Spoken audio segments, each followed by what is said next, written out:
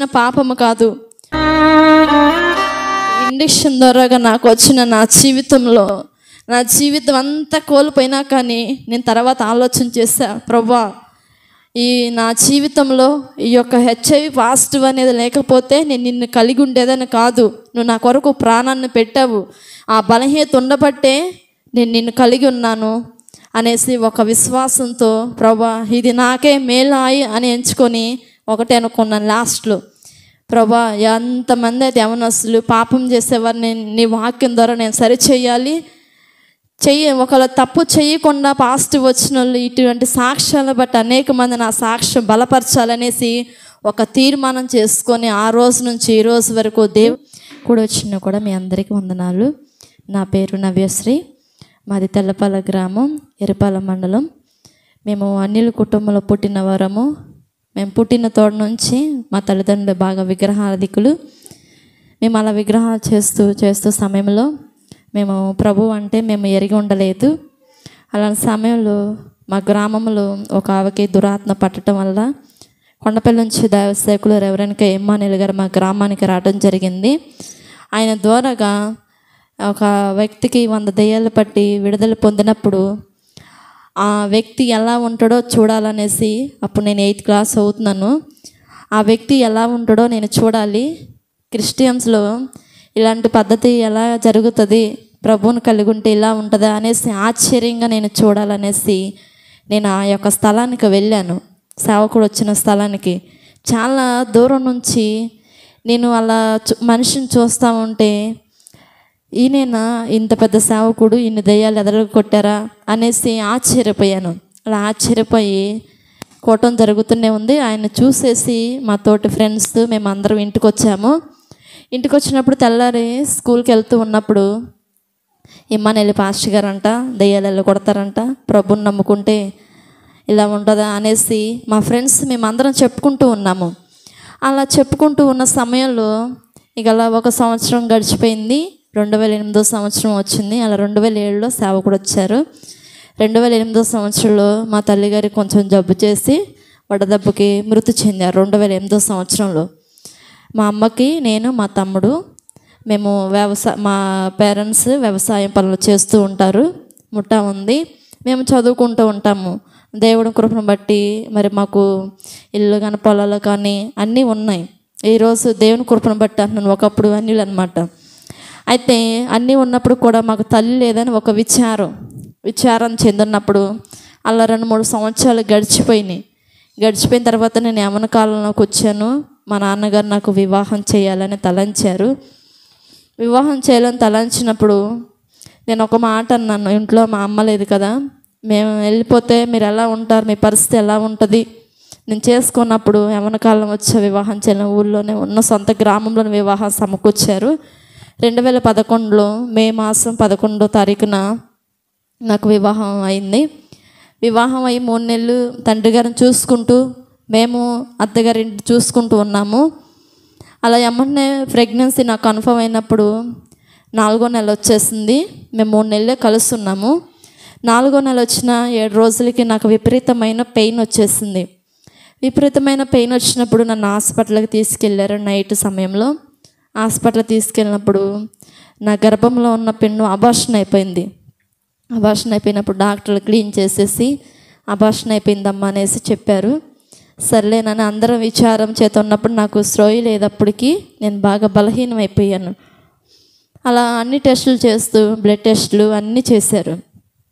చేసినప్పుడు ఆ రాత్రి వేళ సమయంలో అబ్జర్వేషన్లో ఉంచారు. తెల్లారి నేను ఇక మళ్ళీ నాకు బ్లడ్ టెస్టులు అన్నీ చేశారు. చేసిన తర్వాత నాకు హెచ్ఐవి పాజిటివ్ అని వచ్చింది. ఆ డాక్టర్ గారికి రామనాథం గారి హాస్పిటల్లో నేను ట్రీట్మెంట్ చేయించుకున్నాను మరి కోడల గారి దగ్గర.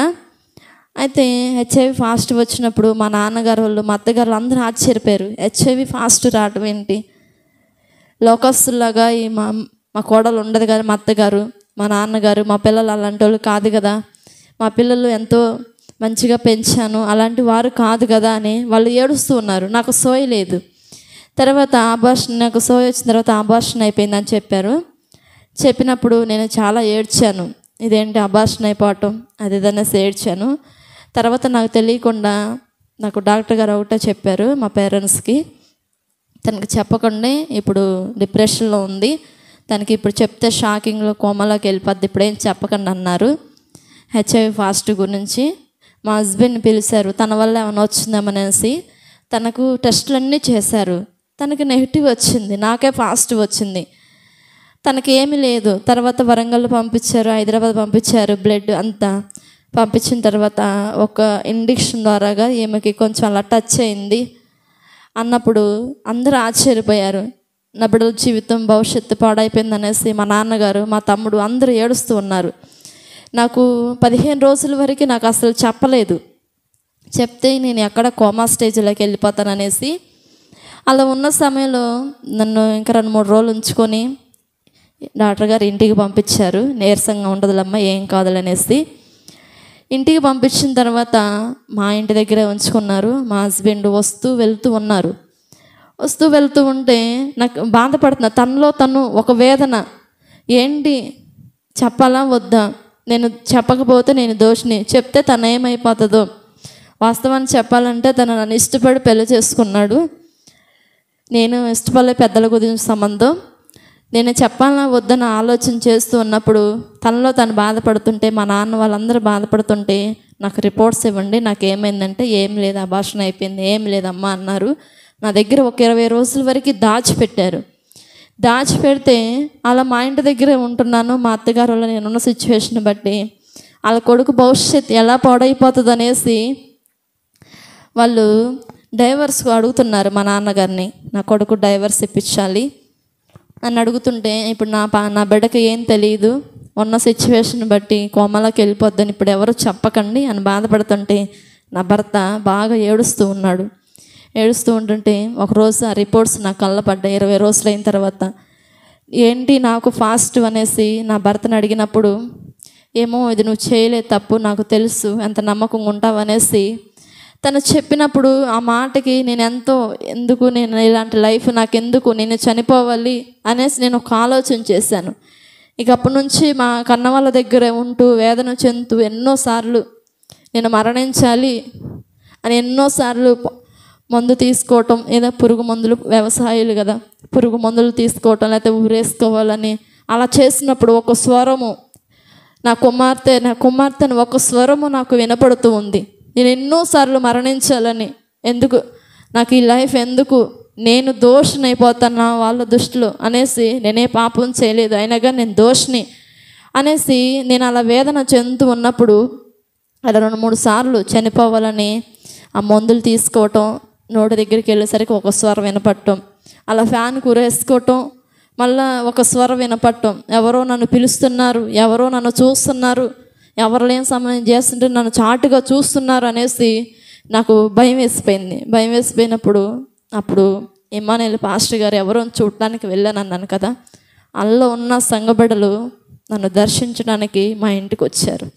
వచ్చి నన్ను గట్టిగా హగ్ చేసుకొని, నువ్వు మా పిల్లలవి, మా అమ్మాయివి అని అంటుంటే, నా వాళ్ళే నాకు నుండి దూరం అయిపోతున్నారు కదా అన్నప్పుడు, ఇది దేవుని ప్రేమ, క్రీస్తు ప్రేమ, నీ కొరకు నేను ప్రార్థన చేస్తాము, మేమున్నాము అని నన్ను ధైర్యపరుస్తూ వాళ్ళు నా కొరకు నన్ను మధ్యలో కూర్చోబెట్టి గుంపుగా అందరూ గొలుసు ప్రార్థనలాగా చేశారు.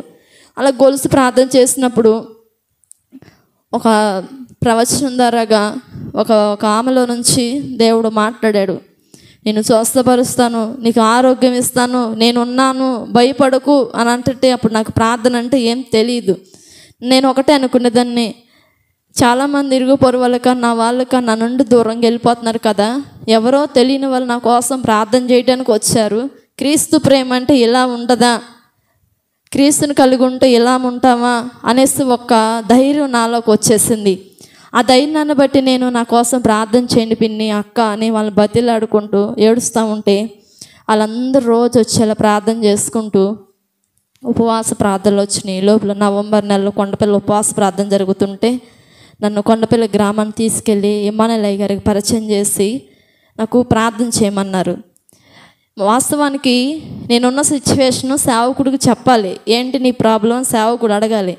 కానీ సేవకుడు నన్ను అడగకుండా నా కోసం ప్రార్థన చేస్తున్నాడు, ఏమైనా స్వస్థత పొందాలని. వాస్తవానికి ఎవరూ చెప్పలేదు, గ్రామంలో మూలస్తంభం నిలబడాలి అని ప్రార్థన చేస్తుంటే వేరే వాళ్ళు అయితే నీకేమైందని అడుగుతారు. ఈ సేవకుడు నన్ను ఎట్టు అడగట్లేదు, కన్న తండ్రిలాగా నన్ను కడుపులో పెట్టుకొని చూసుకుంటున్నాడా అనేసి నాకు కళ్ళంటి బాగా ఏడుపు వచ్చేసింది, దుఃఖం వచ్చేసింది.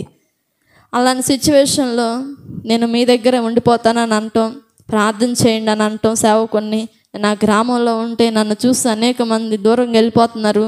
నేను తప్పు చేయకపోయినా ఒక దోషిలాగా నేను నిలబడుతున్నాను, ఎందుకు నాకు ఈ లైఫ్ అని అనిపిస్తుంది, నా కోసం ప్రార్థన చేయండి అంటే, నువ్వు ఉన్న గ్రామంలో ఉండు, నేను వస్తాను, సంఘం ప్రార్థన చేస్తుందని సేవకుడు నన్ను ధైర్యపరిచినప్పుడు అలా రోజు నేను ప్రార్థన చేసుకుంటూ ఉన్నాను, ధైర్యపరుస్తున్నాను. అలానే కొన్ని రోజులు గడిచిపోయిన తర్వాత డిసెంబర్ మాసం వచ్చింది, నవంబర్ వెళ్ళిపోయి డిసెంబర్ మాసంలో డైవర్స్ ఇవ్వమని నా భర్త నన్ను పుట్టింటి వాళ్ళు ఫోర్స్ చేశారు. చేసినప్పుడు నా భర్తకైతే ఇష్టం లేదు డైవర్స్ ఇవ్వటానికి. తను ఏమైనా ఎలాగైనా ఉన్నాయి, ఇష్టం లేదన్నప్పుడు నేను ఒకటే అనుకున్నాను, నా లైఫ్ నా జీవితం ఇంతటితో అంకితం అయిపోయినప్పుడు తన జీవితాన్ని నేను స్పాయిల్ చేయకూడదని ఒకటే అనుకున్నాను.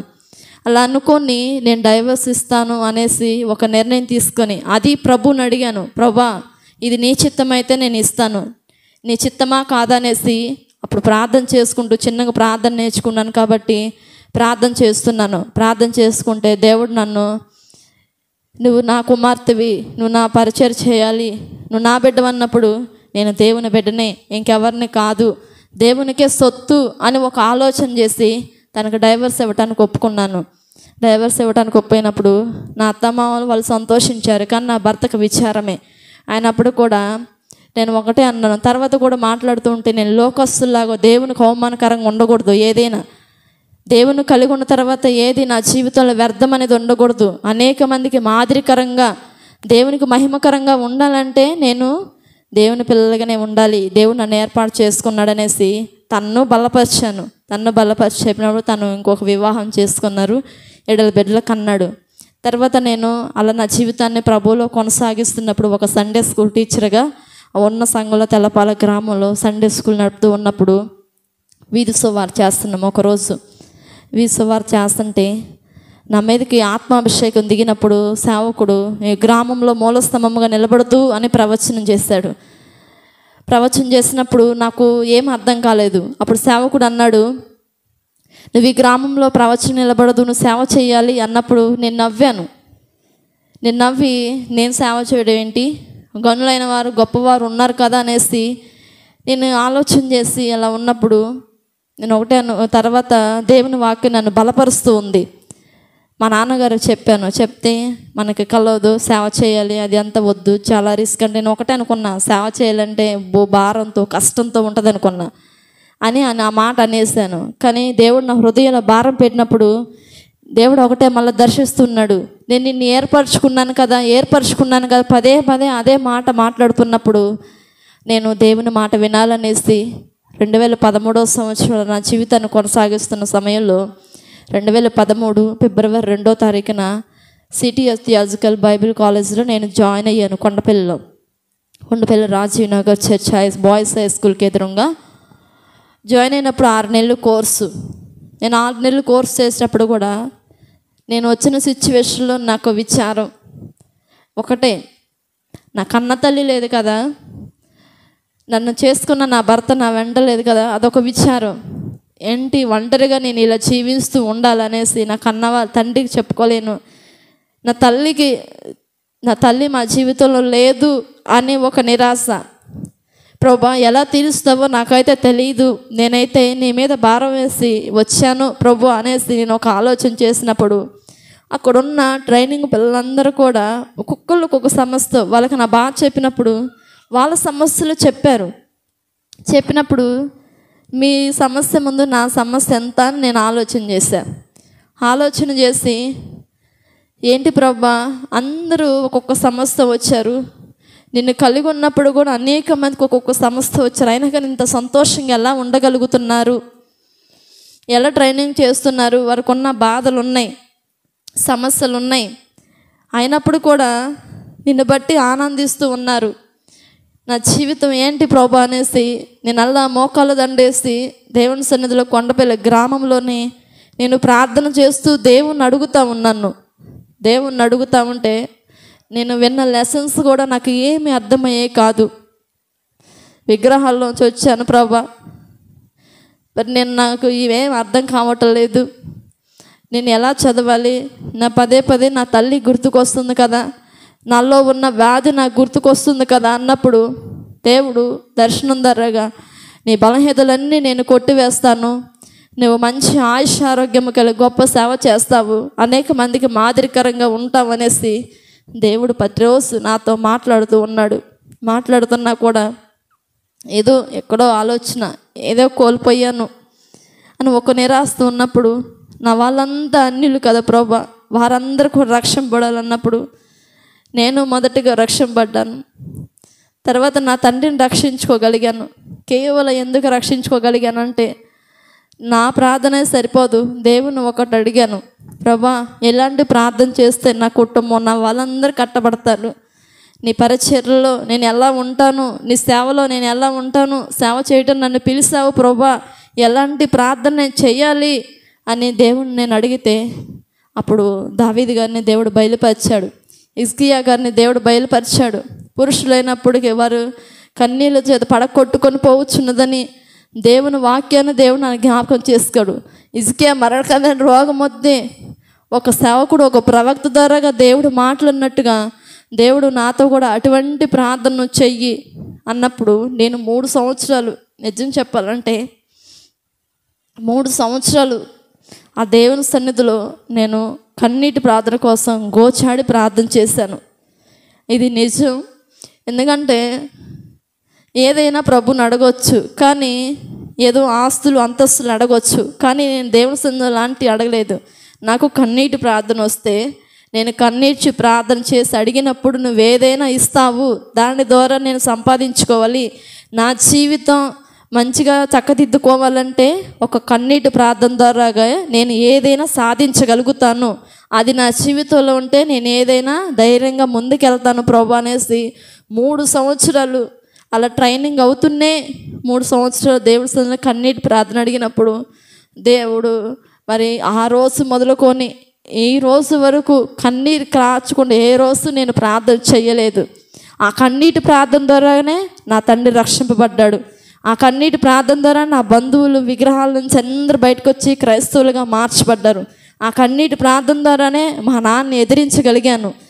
ఏదైనా దేవుని కొరకు, ఏదో లోకంలో ఏది భోగాల కొరకు కాదులే, కానీ దేవుని పని, దేవుని సేవ చేయాలనేసి నా తండ్రిని ఎదిరించగలిగానంటే దేవుడి దగ్గర కూర్చొని కన్నీరు కాచి నేను ప్రార్థన చేస్తూ దేవుడిని అడిగినప్పుడు నా తండ్రి హృదయాన్ని కూడా దేవుడు మార్చాడు. నీ కుమార్తె నేను చెప్పిన మాట వినవా నాన్న అన్నప్పుడు కూడా నీ మాటే నువ్వు ప్రార్థన చేస్తున్నావు కదా అనేసి అన్నాడు. ఒక కన్నీటి ప్రార్థన నా బంధువులందరూ రక్షింపబడ్డారు, నా తండ్రి రక్షింపబడ్డాడు, నా గ్రామంలో అనేక మంది రక్షింపబడ్డారు. ఈరోజు అందరికీ ప్రార్థన చేయడానికి దేవుడు కృపనిచ్చాడు. నేను ఏదైతే చాలామంది అడగవచ్చు ఏదో, అప్పుడు నేను ప్రార్థన చేస్తున్నప్పుడు కొంతమంది హేళనతనం చేశారు, క్రైస్తవులు ఉన్న వాళ్ళే. ఏమనంటే ఏదో అడుగుతారు, నీ లైఫ్ మంచిగా ఉండాలని నువ్వు అడగొచ్చు కదా, కన్నీటి ప్రార్థన అడుగుతావు ఎందుకని కొంతమంది హేళనతనం చేశారు. నేను అన్నాను, నా ప్రభు నాకు ఏ చేసి చెప్పాడో అదే చేస్తున్నాను, నేను ఇది పొందుకుంటేనే నా జీవితంలో నేను ఏదైనా సాధించగలను, ఇదే నాకు గొప్ప వరం అనేసి నేను ఫిక్స్ అయిపోయాను అనేసి నేను వాళ్ళతో గట్టిగా చెప్పేశాను. అప్పుడు నా అత్తమామలు కూడా హేళనతనం చేసి ఈ అమ్మాయి మరణించింది, ఊక ప్రార్థన అంటది, కన్నీళ్ళు అంటది, అదంటది ఇదంటది అనేసి హేళనతనం చేసి నువ్వు చనిపోతావు, నువ్వు బ్రతకవు అనేసి నా అత్తమామలు కూడా నన్ను దూషించారు. దూషించి అలా చెడ్డ మాటలు పలికినప్పుడు నేను అనుకున్నాను, ప్రభా ఎవరైతే నన్ను దూషించారో శత్రువులు మిత్రులుగా మార్చే దేవుడు, వారి ఎదుట నువ్వు నాకు భోజనం సిద్ధపాటు చేస్తావు, నన్ను తలగా ఉంచుతావు, వాళ్ళకి సువార్త చెప్పేలాగా దేవుడు నువ్వు నన్ను ఉంచుతావు అని నేను ధైర్యంతో పట్టుదలతో ఆ కన్నీటి ప్రార్థన చేస్తే ఆమెకి ఒక దురాత్మలాగా పట్టేసి మా దగ్గరికే వచ్చింది. హల్లెలూయా. మా దగ్గరికి దేవుడు తీసుకొచ్చాడు. కొండపల్లిలో మేము ప్రార్థనలో ఉన్నప్పుడు సేవకుడి దగ్గరికి దేవుడు తీసుకొచ్చాడు. నా భర్తకి వివాహం అయ్యి 2 పిల్లలు పుట్టారు. 2 పిల్లలు పుడితే నా పద్ధతి, నా ప్రవర్తన అంతా దేవునికి అంకితం అనుకున్న నేను అనేక మంది పిల్లలు 30 మంది పిల్లలకి సండే స్కూల్ చెప్తా ఉంటే, నా భర్తకు పుట్టిన 2 పిల్లలు రెండో పెళ్లి చేసుకున్నప్పుడు వాళ్ళిద్దరిని పిల్లలు నా దగ్గర సండే స్కూల్కి పంపించారు. హల్లెలూయా. ఎందుకంటే నేను ఒక్కటే ప్రార్థన చేశా, నా జీవితంలో ఏదైనా సాధించాలంటే ఒక కన్నీటి ప్రార్థన ద్వారానే నేను ఎవరినైనా ఆకర్షించగలుగుతాను. ఆ పట్టుదల నాకు ఉంది, నేను వాళ్ళకు సువార్త చాటాలి అనేసి నేను ఫిక్స్ అయిపోయాను. అలా వాళ్ళ పిల్లలు సండే స్కూల్కి ఫస్ట్ 2 వారాలు పంపించినప్పుడు కొంచెం ఆటంకపరిచారు. ఆ పిల్ల దగ్గర పంపించడం ఏంటన్నప్పుడు మా అత్తగారు అన్నది ఎంతైతే నన్ను హింసించిందో, ఆమె అన్నది ఏమనంటే, మంచిగా పాటలు పాడుద్ది, వాక్యం చదువుతుంది, ప్రార్థన చేస్తుంది, పిల్లల్ని కన్న పిల్లలా చూసుకుంటుంది, మంచిగా చెప్పిద్ది సండే స్కూలు, పిల్లలకి మంచి మంచి గిఫ్ట్లు ఇస్తూ అలా ఆనందపరుస్తుంది, చిన్నపిల్లల మనసు లాంటిది, అందరిలో కలిసిపోతే సండే స్కూల్ పంపించడం ద్వారా మన బిడ్డలు చెరిపోరుగా అని తన కుమారుడికే చెప్పుకొని ఈరోజు కూడా వాళ్ళని నా దగ్గరికి సండే స్కూల్ పంపిస్తుంటే ఒకరోజు బర్త్డే వచ్చింది పాపది, చిన్న పాపది. నవ్యక్కతో ప్రార్థన చేయించుకొని నవ్యక్క చాక్లెట్ ఇచ్చిరని పంపించారంట వాళ్ళ పేరెంట్స్.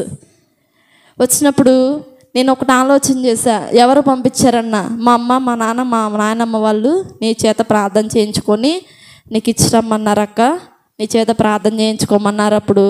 నాకు కళ్ళం నీళ్ళు తిరిగి వచ్చి, ప్రభా ఎంత గొప్ప కార్యం చేశావు, నా జీవితంలో నేను అనుభవించిన బాధ నువ్వు చూసావు, నా కన్నీటి నువ్వు గుర్తించావు, ఈరోజు వాళ్ళే నా దగ్గరకు వచ్చి ప్రార్థన సహాయం కోరేలాగా చేస్తావు ప్రభు అనేసి నాలో ఒక ఆనందం వచ్చేసి ఆ బిడ్డకు ప్రార్థన చేసి పంపించినప్పుడు వాళ్ళు మంచిగా నా దగ్గర పాటలు పాడుతూ అన్నీ నేర్చుకుంటూ యాక్షన్ సాంగ్స్ అన్నీ నేర్చుకున్నప్పుడు ఆ నోట్బుక్ మీద సైన్ చూసి కూడా, నా సైన్ చూసినప్పుడు కూడా వాళ్ళకి సంతోషం వేసేది. అప్పుడు మేము ఏం కోల్పోయామా, అనవసరంగా కోల్పోయాం, తొందరపడ్డామని వాళ్ళు అప్పుడు ఆలోచన చేశారు. తర్వాత ఇలా నా జీవితం కొనసాగుతూ ఇలా దేవుని పరిచర్లో ప్రార్థన బట్టి ఇమ్మానుయేల్ గారి దగ్గర ఉంటూ కన్నపిల్లలాగా నన్ను చూసుకుంటూ, కొంతమంది యవనస్తులు ఆయన పోషిస్తూ, ఆడపిల్లల్ని నొక్కదాన్ని ఉన్నప్పుడు కూడా నా తండ్రి ఎలాగ చూసి నా తండ్రి కన్నా రెట్టింపుగా ఆయన నా మీద బాధ్యత కలిగి ఈరోజు చూసుకుంటున్నారు. నా తోటి ఉన్న జత పని వారు ఎక్కువ, పురుషులు ఎక్కువ ఉన్నప్పుడు వాళ్ళందరితో కలిసి నేను పరిచర్యకి వెళ్తుంటే నిజంగా చెప్పాలంటే నా జీవితంలో సేవకుడు భార్య చేసే పరిచర్య కన్నా కూడా వాళ్ళందరికన్నా గనురాలుగా దేవుడు నన్ను నిలబెట్టాడు. ఇది మాత్రం గట్టిగా నేను చెప్పగలను. సేవకుడు అనుకుంటారు మా భార్య ఇంకా ప్రోత్సాహంగా ఉంటే బాగుండు అనుకుంటారు. ఎక్కడికి వెళ్ళినా కానీ పరిచర్యకి నన్ను తోడు తీసుకొని వెళ్తే, ప్రభా ఇది నా గొప్పతనం కాదు, నువ్వు ఇచ్చిన గొప్పతనమే, నన్ను నిలబెడతానన్నావు నువ్వు, కాబట్టి నా బలహీనతలన్నీ నువ్వు తొలగించావు, మంచి ఆరోగ్యం ఇచ్చావు, ఈరోజు నీ సేవ చేయగలుగుతున్నాను, అనేక మందికి మాదిరిగా, యవనస్తులకి, చిన్న బిడ్డలకి మాదిరిగా ఈరోజు నువ్వు నన్ను ఉంచావు ప్రభు అనేసి నాకు చాలా సంతోషం వేసింది. ఆ రోజు నుంచి ఈ రోజు వరకు దేవుని పరిచర్య విడిచిపెట్టకుండా ఎక్కడ గ్రామానికి వెళ్ళినా పాటలు పాడుతూ, ప్రార్థన చేస్తూ, వాక్యం చదువుతూ, దేవుడు గంభీరమైన స్వరాన్ని ఇచ్చాడు. చక్కగా పాటలు పాడతాను, ప్రార్థన చేస్తాను, వాక్యం అసలుకి టకటక తీసి చదవగలిగే కృపను దేవుడు ఇచ్చాడు. మా తల్లిగారు చనిపోయినప్పుడు 9th క్లాస్ చదివి మానేస్తే నేను చదువు మీద ధ్యాస అనుకున్న అదే ఆలోచనతో ఉంటే ఈరోజు అంతకన్నా బైబిల్ ఎక్కువ చదవటానికి దేవుడు కృపనిచ్చాడు.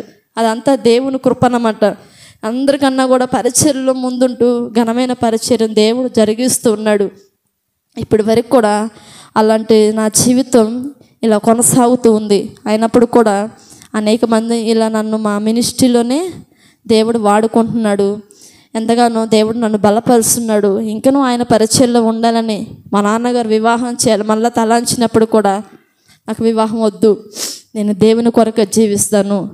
యవనస్తులు అనేక మంది నశించిపోతుంటే వాళ్ళందరికీ ఒక మార్గదర్శిలాగా నేను క్రీస్తు కొరకు జీవిస్తాను, నాకు వివాహం వద్దు, నేను వివాహం చేసుకుంటే కుటుంబ కట్టుబాట్లను బట్టి ఆ పనులను బట్టి నేను దేవుని సేవ ఎక్కువ చేయలేను, ఇలానే నేను దేవుని సేవ చేయగలుగుతాను అనేసి నా తండ్రి గారు చెప్పినప్పుడు నా తండ్రి గారు ఎంతో సంతోషించి ఆ రోజు మొదలుకొని ఈ రోజు వరకు నేను ఎక్కడ ప్రార్థనలైనా, మా మినిస్ట్రీలో ఎక్కడ ప్రార్థనలు 18 సంఘాలు ఉన్నాయి, ఎక్కడ ప్రార్థనలైనా కూడా ముందుంటూ దేవుని పరిచర్యలో ఉంచుతూ ఉన్నాడు.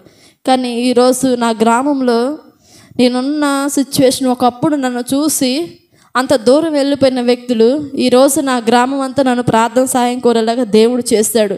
కేవలం ఏంటంటే నేను 3 సంవత్సరాలు దేవుడి దగ్గర గోచాడు. కన్నీటి ప్రార్థన ద్వారా నేను ఏదైనా సాధించగలగాలి.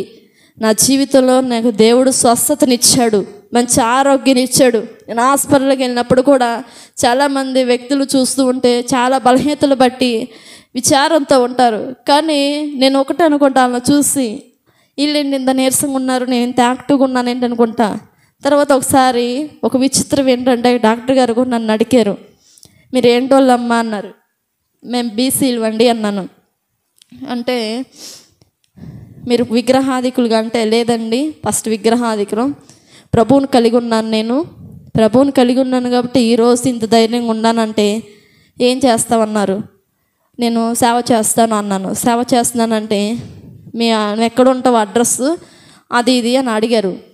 ఇమ్మానుయేల్ పాస్టర్ గారు అడ్రస్ ఇచ్చాను. ఆయన ఫోన్ చేసి మాట్లాడారు. మా పేషెంట్ అండి, ఎలా ఉంటుంది, తను హెల్త్ కండిషన్ ఎలా ఉంటుంది మేము కనుక్కోవాలి, దాని మీద కేరింగ్ మాకు ఉందన్నప్పుడు ఇమ్మానుయేల్ పాస్టర్ గారు ఒకటే అన్నారు, నవ్యకి ఎటువంటి ఏదో ఉంది అని ఒక ఆలోచనే కానీ తన జీవితంలో ఏనాడు మా దగ్గర ఉన్న ఇంటి దగ్గర ఉన్న నాకు బలహీనత అనేది ఏ రోజు అనలేదు. అందరిలో కన్నా పరుగులు తీస్తూ దేవుని సేవ చేస్తూ ఉంది అనేసి పాస్టర్ గారు చెప్పినప్పుడు డాక్టర్ గారు ఆశ్చర్యపోయారు.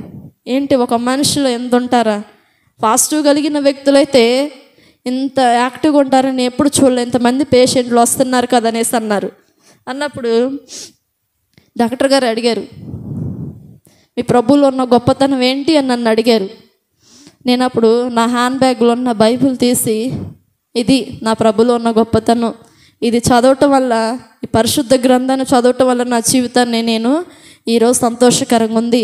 ఈ పరిశుద్ధ గ్రంథం చదవబట్టే, ప్రార్థన చేయబట్టే నేను ఇంత యాక్టివ్గా అందరికంటే ముందుగా ఉండి యాక్టివ్గా ఇలా ఉండగలుగుతున్నానంటే ఆయనేమో ఆశ్చర్యపోయి నవ్వుతూ ఉన్నారు. సరే మీరు ప్రార్థన సాయం కావాలంటే నవ్వాడు ఫస్ట్. తర్వాత నేను హాస్పిటల్ చూపించుకొని వెళ్ళేటప్పుడు మళ్ళీ పిలిచినప్పుడు ఇక్కడ ఒక వింత, నన్ను పిలిచి నవ్య సిస్టర్ అన్నారు. అదేంటి డాక్టర్ గారు ఇప్పుడు దాకా నవ్య అని పిలిచారు కదా అన్నాను. ఏదోలా మా పేషెంట్లు ఉన్నారని అలా పిలిచాను అన్నప్పుడు నా కోసం ప్రార్థన చేయవా అన్నారు. హల్లెలూయా, నా కోసం ప్రార్థన చేయవన్నప్పుడు నాకు చాలా ఆనందం వేసింది. ఎందుకు డాక్టర్ గారు మీకోసం మీరు చెప్పినా చెప్పకపోయి నేను ప్రార్థన చేస్తా, ఎందుకంటే మీరు మారాలి, మీరు మారితేనే ఈ సమాజానికి నేను దేవుని సువార్త చాటినట్టు. నాలో ఉన్న బలహీనతలు ఇప్పుడు మీకు అర్థమై ఉంటుంది, నాకు ఉందా లేదా అన్నది మీకే అర్థమై ఉంటుంది అన్నప్పుడు ఆ డాక్టర్ గారు ఆశ్చర్యపోయి ఏదో చెప్పుకోలేము పెద్దవాళ్ళం కదా అని అన్నాడు. ఆయన పేరు చెప్పి నా కోసం ప్రార్థన చేయవా, నాకు ఈ సమస్య ఉంది, నాకు కొంచెం కుటుంబంలో డిస్టర్బెన్స్ అమ్మా, నవ్య సిస్టర్ నా కోసం ప్రార్థన చేయనని ఆయన అడ్రస్సు నేము మొత్తం ఫుల్ నేమ్ ఇచ్చారు. అప్పుడు నేను చాలా సంతోషించాను. ప్రభా ఉన్న సంఘంలోనే కాదు వెళ్ళిన చోట్లకల్లా నేను గురించి చెప్తున్నా, కేవలం నా సాక్ష్యాన్ని ఈరోజు ఆయన నా గురించి తెలుసు కూడా ఇంత యాక్టివ్గా ఎందుకున్నావని నువ్వే ప్రేరేపించావేమో, ఒకలా ఆ వ్యక్తికి నీ మాటలు చెప్పడానికేమో ఒక వ్యక్తినైనా మార్చాను, ఒక తృప్తి నాలో ఉంటుంది అనేసి ఈ రీతిగా నన్ను పంపించావనుకున్నాను. అప్పుడు నాకు ఆశ్చర్యం వేసింది. ఆ రోజు మొదలు ఈ రోజు వరకు ఆ డాక్టర్ గారు నవ్యానికి ఎందుకు అంత అయినప్పుడు దేవుడు నాకు దర్శనం ఇచ్చాడు, నిన్ను బలపరిచాను, నీకు స్వస్థతనిచ్చాను, నీకు తెలియదు, కంటికి కానరాదు, నీ హృదయానికి ఎలా ఉంటుందో నీకు తెలుసు, నీ హృదయంలో వేదన ఉన్నా కానీ దేవుడు చూస్తున్నాడు అనేసి అలా నన్ను బలపరుస్తూ అలా ధైర్యపరుస్తూ నాలో నేను అలా ఉన్న సిచ్యువేషన్లో కూడా నేను ఒకటే అనుకున్నాను, ప్రభా నువ్వు నన్ను ఎప్పుడో స్వస్థపరిచావు, నాకు దర్శనం ఇచ్చావు. కానీ ఈ లోకస్తులు కూడా చాలామంది ఏంటంటే పాజిటివ్ అంటే చాలామంది ఒకప్పుడు భయపడేవాళ్ళు, చాలామంది మా ఊరిలో భయపడేవాళ్ళు. నేను ఇలా చనిపోతాను అనుకున్నారు. చెప్పాలంటే వాస్తవానికి నేనున్న సిచ్యువేషన్ ఈ రోజుకి అందరూ ఆశ్చర్యపోతారు. ఆ రోజు ఎవరైనా హెచ్ఐవి పాజిటివ్ ఉందంటే అమ్మో వచ్చేస్తుందేమో అనేసి ముట్టుకోకుండా నన్ను ఈరోజు నా పక్కమ్మడు కూర్చొని వారి బిడ్డల కొరకు ప్రార్థన చేయమని అడిగే తల్లులు నేను చూశాను. ఇది నిజం. ఎందుకంటే నేను అనుకున్నాను, మా అమ్మ ఉంటే నన్ను ఆదరించేదిగా ప్రభా అనుకున్నాను. ఈరోజు అనేక మందికి తల్లులుగా నువ్వే నన్ను ఉంచావు, వాళ్ళ కొరకు ప్రార్థన చేయటానికి. ఇదంతా నీకే మహిమ ప్రభా అనేసి నేను ఆలోచన చేశాను. అలా ఆలోచన చేసి ప్రార్థన చేసుకుంటూ వస్తున్నప్పుడు కూడా ఈ రోజు మొదలుకొని నా జీవితంలో 2011 నేను ప్రభువును కలిగి రక్షింపబడిన కానుంచి ఈ 2024 సంవత్సరం వరకు దేవుడు నాకు మంచి ఆరోగ్యం ఇచ్చాడు, మంచి స్వస్థనిచ్చాడు, మంచిగా పరిచర్లో ఉండటానికి ఇచ్చాడు. అనేక మందికి నా సాక్ష్యాన్ని పంచటానికి కానీ, అనేక మందికి వాళ్ళ జీవితాలు సరిచేయటానికి కానీ దేవుని కృపను బట్టి నాకు ఈ రోజు వరకు సమయం దేవుడు ఇచ్చాడు అన్నమాట. హల్లెలూయా. ప్రతి విషయంలో కూడా దేవుడు నన్ను కాపాడుతూ వస్తూ ఉన్నాడు. నా కుటుంబం వాళ్ళు కూడా బలపడ్డారు, నా బంధువులందరూ రక్షింపబడ్డారు. మా మినిస్ట్రీలో పరిచయం చేస్తూ గొప్ప సంఘముగా నేనున్న గ్రామంలోనే 70 మంది సంఘం అయ్యారనమాట. నేను చెప్పాలంటే నా సాక్ష్యాన్ని వినే కొంచెంమంది మా వాళ్ళు కూడా నా బిడ్డకు దేవుడు కార్యం చేశాడనేసి ఆటోమేటిక్గా వాళ్ళందరికీ వాళ్ళే 10 మంది బాప్టిజానికి సిద్ధపడ్డారు. బాప్టిజానికి సిద్ధపడి ఏ గ్రామంలోకి వెళ్ళి నా సాక్ష్యం చెప్పినా కూడా చాలామంది ఆశ్చర్యపోతారు. ఆశ్చర్యపోయినప్పుడు కూడా నేను ఒకటే అనుకున్నాను, చాలామంది సేవకుల దగ్గరికి సంఘాలకు వెళ్ళినప్పుడు ఇట్లా మీటింగ్స్కి నేను బహిరంగంగానే చెప్పేస్తాను, నేను తప్పు చేయలేదు కదా, ప్రభువు నన్ను ఘనంగా ఉంచాడు, నాకు ఆ వ్యాధిని తొలగించాడు, నేను దేవుని పరిచర్లో కొనసాగుతున్నాడు. నేను ఒకటే అనుకున్నా లాస్ట్లో, ఈ నా శరీరంలో ఈ బలహీనత లేకపోతే నేను ప్రభువుని కలిగి ఉండేదాన్ని కాదు, ఇది రావటమే నాకు మేలు అని అది గొప్ప భాగ్యంగా ఎంచుకున్నా. నేను ఇది రావటమే నా మంచిదే. ఒకప్పుడు నిరాశ చెందే, ఎందుకు నాకు ఈ వ్యాధి ప్రభు తీసేయచ్చు కానీ ప్రభువుని అడిగా. కానీ తర్వాత ఆత్మీయంగా బలపడి కోర్సు పూర్తి చేసుకున్న తర్వాత ఈరోజు కూడా మనుషులు ఇంకా అదా ఇది అన్నప్పుడు నా శరీరంలో ఈ ముళ్ళుంటేనే నేను ప్రభువులో బలంగా ఉండగలుగుతాను. ఈ బలహీనత అనేది నా జీవితంలో ఆ రోజు రాకపోతే నేను అన్యుల కుటుంబంలో ఉంటూ వివాహం చేసుకొని భర్త పిల్లలతోనే ఇలా కాలాన్ని గడిపేదాన్ని, అనేక మంది దేవుని సువార్తలు చెప్పేదాన్ని కాదు. ఈ బలహీనత ఉంటవే నా జీవితానికి మేలని ఈరోజు కూడా ఎంచుకుంటూ అలా ధైర్యంగా ప్రభు సేవలో కొనసాగుతూ అనేక మంది బలపరుస్తూ ఉన్నాను. ప్రతి విషయంలో దేవుడు సహాయం చేశాడు. సేవకులు కానీ ఎవరైనా అందరు నా కొరకు ప్రతి ఒక్కరు ప్రార్థన చేశారు. ఈ రోజు వరకు కూడా అందరు నన్ను అభిమానిస్తూ ప్రేమిస్తున్నారంటే దేవుడు ఇచ్చిన గొప్ప భాగ్యం. ఈ కొద్ది మాటలు దేవుడు దీవించును గాక. ఆమేన్.